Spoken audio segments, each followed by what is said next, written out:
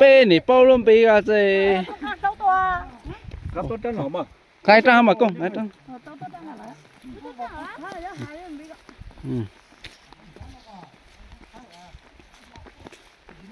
thì chỉ là nó chân tâm rồi ôn này cho nó đi khoa nhỏ hồ chỉ là hàng đâu thế á nó bao bao nhiêu là này sau tí cái trào là sau tí à chỉ trào mà rồi chết cho không có bữa nắm tay đi à bữa lỗ không ăn nhá của chú tàu bán nhá nó mà sao ôi cái này chết tàu nó chỉ có thịt xí này lỗ giờ này cho con chỉ dễ trong á cho hồ tổng nó ra tao kỳ nè à cái chơi có dùng nhá rồi tao nó dùng cái tiền rồi nó lâu của nó thì ra lấy giống mà phục công luôn nè luôn này cái tàu một sai nó để vào phục cu luôn nè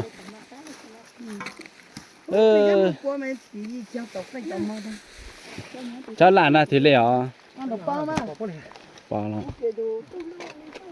ô gì này gì cái trái bưởi hạt ta đi lò này cả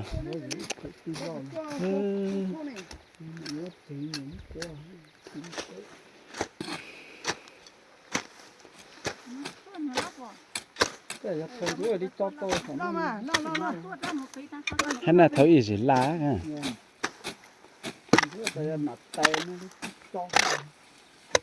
cái gì là tay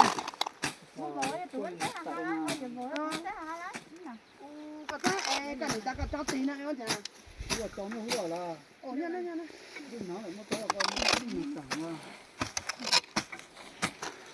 nói lưu rõ này mà bị lúa còn thấy có chủ chế khoảng cho chị đi đừng nó chế khoáng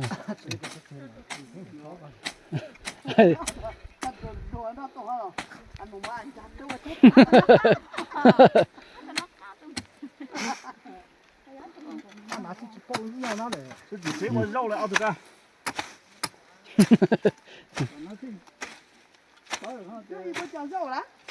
Giờ chắc là có một chén này. Có chảo lá cái gì à? Cái vấn đề à? Cái gì có chảo gì là gọi gì thế? À cho anh đi sụp nhá chả. Nhưng mà nào mà?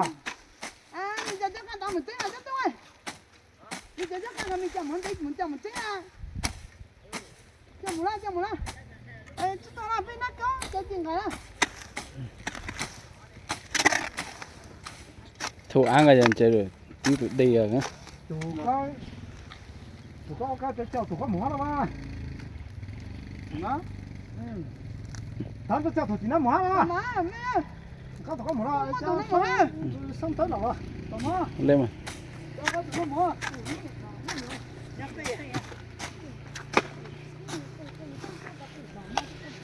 ta ngắt là chúa toa ra chúa này biết lúa sao phải nó này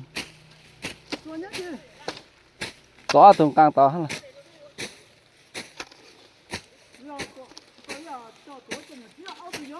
Đang cái ta to to à. Rồi nhân đâu có này mày, đang bao nhiêu à?